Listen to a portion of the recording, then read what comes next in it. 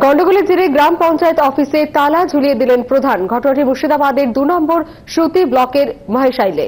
দুদিন ধরে গ্রাম পঞ্চায়েত অফিস তালা বন্ধ থাকায় বিপাকে পড়েছেন সাধারণ মানুষ। শিখেই উঠেছে পঞ্চায়েতের কাজকর্ম। মুর্শিদাবাদের সুতি ব্লক 2-এর এই সেই মহেশাইল 1 নম্বর গ্রাম পঞ্চায়েত অফিস। দুদিন ধরে তালা বন্ধ হয়ে রয়েছে এই গ্রাম পঞ্চায়েত অফিসে। 16 তারিখ পঞ্চায়েত অফিসে মিটিং চলছিল। সেই সময় খুশি দাস নামে গ্রাম পঞ্চায়েতের এক সদস্যের স্বামী বিকাশ দাস সেখানে হাজির হয়। গ্রাম পঞ্চায়েতের কাছে বিকাশ দাবি জানায় রোজার জন্য এলাকায় কল বসাতে হবে। এই নিয়ে প্রধান অনিমা সিংহ রায়ের সঙ্গে বচসাও হয়। বচসা হাতাহাতিতেও গড়ায়। অভিযোগ, এরপর প্রধান অনিমা সিংহ রায় গ্রাম পঞ্চায়েত অফিসে তালা ঝুলিয়ে চলে যান। দুদিন ধরে তিনি অফিসেও আসেননি, ফলে তালাবন্ধ হয়ে আছে গ্রাম পঞ্চায়েত অফিস। নিরাপত্তা মানে কি পুলিশ মানে প্রশাসনের দরকার ওই জায়গায়। আমি জানের ভয়ে ওখান থেকে আমি আর যেতে পারছি না। জানি যখন ঝগড়াঝাঁটি হয় তখন অফিস বন্ধ করে বাড়ি এসেছি। দুদিন ধরে তালা বন্ধ থাকায় পঞ্চায়েতের কাজকর্ম শিখে উঠেছে। অফিস বন্ধ থাকায় কাজ করতে পারছেন না কর্মীরাও।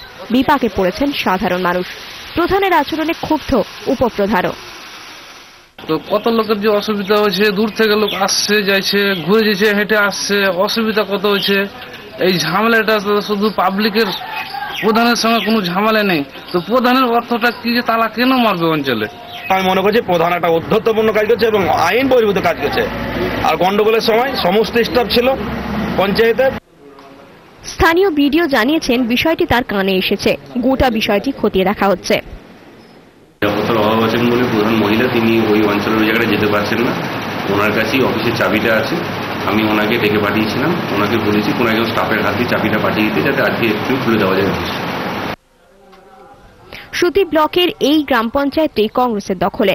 তবে প্রধান অনিমা সিংহ রায় কংগ্রেস সমর্থিত নির্দল প্রার্থী। পঞ্চায়েতের অফিসে তালা ঝোলানোর বিষয়টি স্থানীয় কংগ্রেস নেতৃত্বও ভালো চোখে দেখছে না। যদিও প্রধান অনিমা সিংহ রায়ের দাবি, যথোপযুক্ত নিরাপত্তা না পেলে তিনি অফিস খুলবেন না।